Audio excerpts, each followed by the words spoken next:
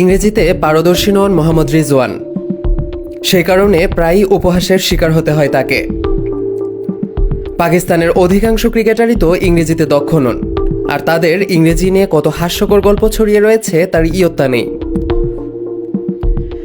মোহাম্মদ রিজওয়ানকে নিয়েও social media জুড়ে কত চর্চা হয়, কত কিছু উড়ে আসে তার দিকে। পাকিস্তানের এই তারকা ক্রিকেটার এসবকে গুরুত্ব দেন না। তিনি নিজের ইংরেজি নিয়ে খুব একটা চিন্তিতও নন। এ নিয়ে তিনি বলেন, তার দল তার থেকে পারফরমেন্স দেখতে চায়, ইংরেজি কতটা ভালো বলেন তা শুনতে চায় না। পিএসএলে মুলতান সুলতানসকেও নেতৃত্ব দিচ্ছেন রিজওয়ান।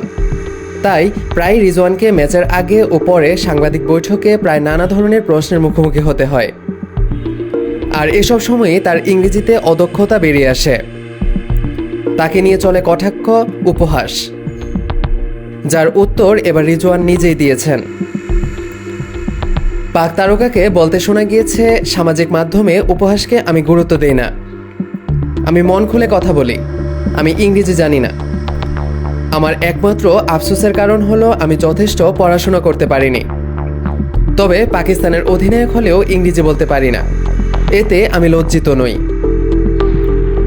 রিজওয়ান আরও বলেন, আমার দল আমার থেকে ক্রিকেট চায়, ইংরেজি কথা বলা নয়।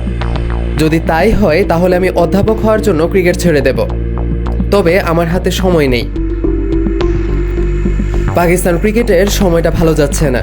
চ্যাম্পিয়ন্স ট্রফিতে ব্যর্থতা, তারপর নিউজিল্যান্ড সফরে গিয়েও লজ্জার মুখ ঢাকতে হয়েছে তাদের।